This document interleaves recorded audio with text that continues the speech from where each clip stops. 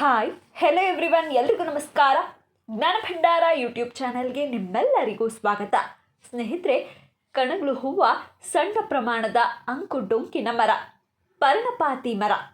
America ಖಂಡದ ಉಷ್ಣವಲಯ ಪ್ರದೇಶ ಇದರ ತವರು. ಬಾಂಗ್ಲಾದೇಶದ ಸಂಸ್ಕೃತಿಯಲ್ಲಿ ಇದರ ಬಿಳಿ ಹೂಗಳು ಅಂತ್ಯಕ್ರಿಯೆಯ ಭಾಗವಾಗಿದೆ. ಇದು ಅಪೋಸಿನಾಸಿ ಕುಟುಂಬಕ್ಕೆ ಸೇರಿದೆ. ಇದರಲ್ಲಿ ಹಲವಾರು ಪ್ರಭೇದಗಳಿದ್ದು ಪ್ಲುಮೇರಿಯಾ ರುಬ್ರಾ, ಪ್ಲುಮೇರಿಯಾ ಅಲ್ಬಾ ಮುಂತಾದವು ಭಾರತದಲ್ಲಿ ಅಲ್ಲಲ್ಲಿ ಕಂಡುಬರುತ್ತದೆ. ಇದು ಜನಸಾಮಾನ್ಯರ ಹೂವು. ಗುಲಾಬಿ ಹೂವನ್ನು ಮುಡಿಯಲು ಶಕ್ತವಿಲ್ಲದವರು ಕಣಗಿಲೆ ಹೂವನ್ನು ಮುಡಿಯುತ್ತಾರೆ. ಗ್ರಾಮೀಣ ಪ್ರದೇಶದಲ್ಲಿ ತೊರೆ ಹಳ್ಳಗಳ ಮಗ್ಗುಲಲ್ಲಿ ಒತ್ತೊತ್ತಾಗಿ ಅಥವಾ ಹಿಂಡು ಹಿಂಡಾಗಿ ಬೆಳೆಯುತ್ತದೆ. ಶುಭ ಕಾರ್ಯಗಳಿಂದ ಸಾವಿನ ಮನೆಯವರೆಗೂ ಇದರ ಬಳಕೆಯಾಗುತ್ತದೆ.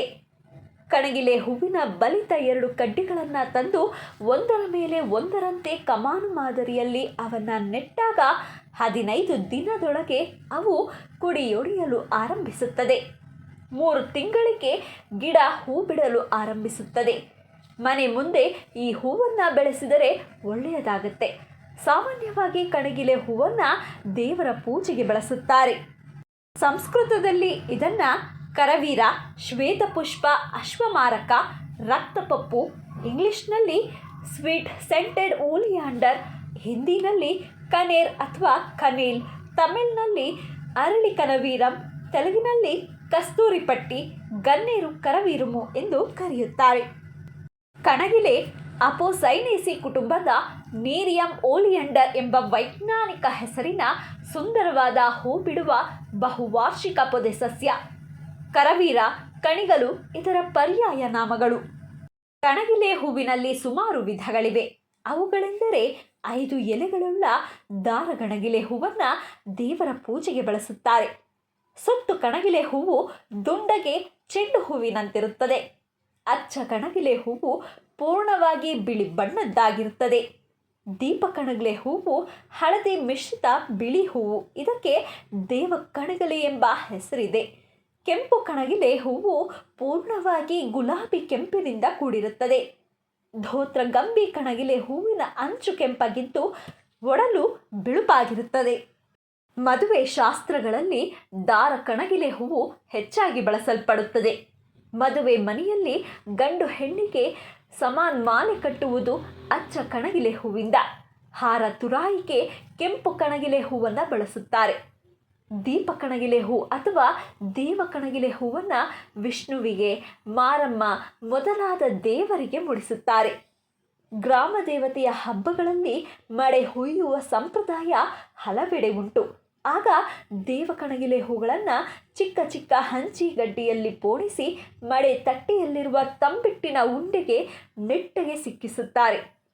ಹೊಲದಲ್ಲಿ ನಡೆಸುವ ಪೂಜೆ ಪುನಸ್ಕಾರಗಳಿಗೂ ದೇವ ಕಣಗಿಲೆ ಹೂವನ್ನು ಬಳಸೋದು ವಾಡಿಕೆ. ಕಣಗಿಲೆ ಗಿಡದ ಹಿಂಡಿನಲ್ಲಿ ದೆವ್ವಗಳು ವಾಸಿಸುತ್ತವೆ. ಕಣಗಿಲೆ ಹೂವನ್ನು ರಾತ್ರಿ ಹೊತ್ತು ಕೀಳಬಾರದು. ಕಣಗಿಲೆ ಹೂವನ್ನು ಕನಸಿನಲ್ಲಿ ಕಂಡರೆ ಅಶುಭ. ಆತ್ಮಹತ್ಯೆಗಾಗಿ ಕಣಗಿಲೆ ಹೂವಿನ ರಸವನ್ನು ಬಳಸ್ತಾರೆ. ಕಣಗಿಲೆ ಹೂವಿನ ಬುಡದೊಳಗೆ ಮೂತ್ರ ಮಾಡಬಾರದು ಎಂಬ ಹಲವಾರು ನಂಬಿಕೆಗಳಿವೆ. ಇದನ್ನು ಉದ್ಯಾನವನ, ದೇವಸ್ಥಾನ ಮತ್ತು ಮನೆಗಳ ಪಕ್ಕದಲ್ಲಿ ಅಲಂಕಾರ ಸಸ್ಯವಾಗಿ ಬೆಳೆಸುತ್ತಾರೆ. ಕಣಗಿಲೆ ಹೂವನ್ನು ದೇವರ ಪೂಜೆಗೆ ಹಾರ ಮತ್ತು ಕಳಸದ ಅಲಂಕಾರಕ್ಕೂ ಉಪಯೋಗಿಸ್ತಾರೆ. ಅಲ್ಲದೆ ಈ ಸಸ್ಯದ ವಿವಿಧ ಭಾಗಗಳು ಅನೇಕ ಆಯುರ್ವೇದ ಔಷಧಗಳಲ್ಲಿ ಉಪಯೋಗದಲ್ಲಿದೆ. ಈ ಗಿಡದ ಬೇರು, ತೊಗಟೆ, ಬೀಜ ಮತ್ತು ಇತರ ಭಾಗಗಳು ವಿಷಕಾರಿಯಾದವು. ಅದರ ಹಾಲಿನಂಥ ದ್ರವದಲ್ಲಿರುವ ಗ್ಲೈಕೋಸೈಡ್ ಎಂಬ ವಸ್ತು ಹೃದಯ ಮತ್ತು ಬೆನ್ನು ನರಗಳ ಮೇಲೆ ನಿಶ್ಚೇತನಗೊಳಿಸುವ ಪರಿಣಾಮವನ್ನು ಬೀರುತ್ತದೆ. ಈ ಸಸ್ಯದ ಸುಟ್ಟು ಬೂದಿಯಲ್ಲಿ ಪೊಟ್ಯಾಷಿಯಂ ಲವಣಗಳು ಅಧಿಕವಾಗಿರುತ್ತದೆ. ಬೇರಿನ ತೊಗಟೆಯಿಂದ ಇಳಿಸುವ ಒಂದು ಜಾತಿಯ ತೈಲವನ್ನು ಚರ್ಮ ರೋಗಕ್ಕೆ ಔಷಧಿಯಾಗೂ ಕೂಡ ಬಳಸ್ತಾರೆ. ಕಣಗಿಲೆಯ ತೊಗಟೆಯ ಕಷಾಯಕ್ಕೆ ಸಮ ಪ್ರಮಾಣದ ಸಾಸಿವೆ ಎಣ್ಣೆ ತಯಾರಿಸಿ ಕುಷ್ಠರೋಗಿಗಳ ಗಾಯಗಳಿಗೆ ಲೇಪಿಸಿದಾಗ ಗಾಯವು ವಾಸಿಯಾಗುತ್ತದೆ. ಕಜ್ಜಿಯಿಂದ ಬಳಲುವವರು ಈ ತೈಲವನ್ನು ಬಳಸುವುದು ಯೋಗ್ಯಕರ. ಈ ಗಿಡದ ಬೇರನ್ನು ಮೂಲವ್ಯಾಧಿಯಿಂದ ಬಳಲುವವರು ಬಳಸಿದಾಗ ನೋವು ಕಡಿಮೆಯಾಗುತ್ತದೆ. ಇದರ ಎಲೆಯನ್ನು ಅರೆದು ಬೆರೆಸುವುದರಿಂದ ಹುಳುಕಡ್ಡಿ ಸಮಸ್ಯೆಯು ನಿವಾರಣೆಯಾಗುತ್ತದೆ.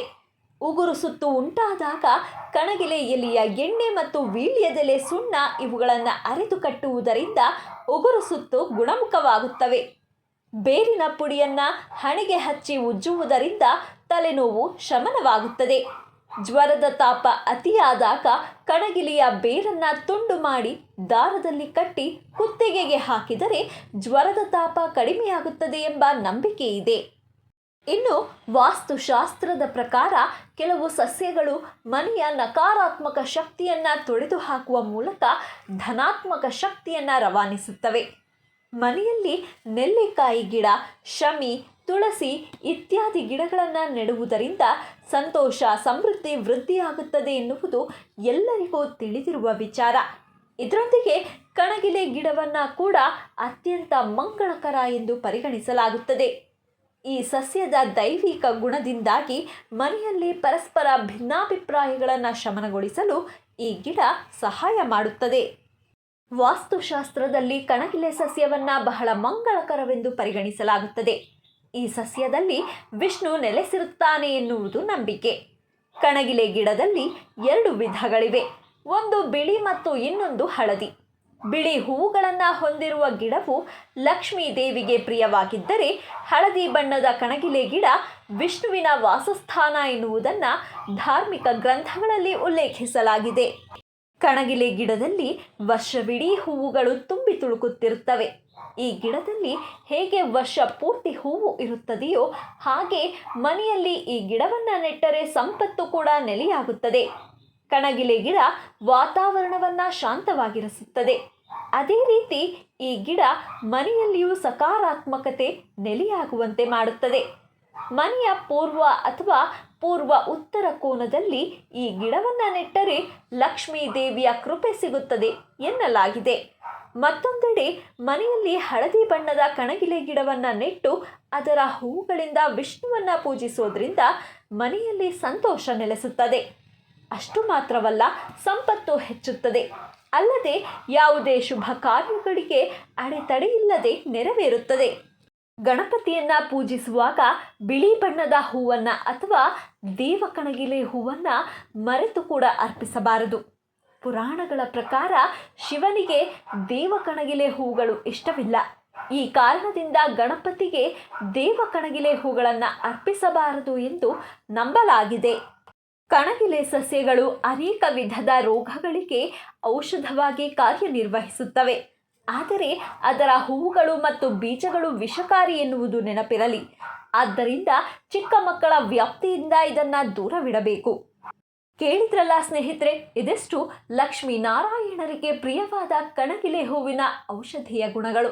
ಇವತ್ತಿನ ಈ ಮಾಹಿತಿ ತಮ್ಮೆಲ್ಲರಿಗೂ ಇಷ್ಟವಾಗಿದ್ದಲ್ಲಿ ದಯವಿಟ್ಟು ಈ ವಿಡಿಯೋನ ಲೈಕ್ ಮಾಡಿ, ಶೇರ್ ಮಾಡಿ. ಹಾಗೆ ಮತ್ತಷ್ಟು ಇಂಟ್ರೆಸ್ಟಿಂಗ್ ವಿಡಿಯೋಸ್ಗಳಿಗಾಗಿ ನಮ್ಮ ಚಾನೆಲನ್ನು ಸಬ್ಸ್ಕ್ರೈಬ್ ಆಗಿ ಪಕ್ಕದಲ್ಲಿ ಕಾಣುವ ಬೆಲ್ ಐಕಾನ್ನ ಕ್ಲಿಕ್ ಮಾಡಿ ಅಂತ ಹೇಳ್ತಾ, once again thank you guys. Take care. Bye.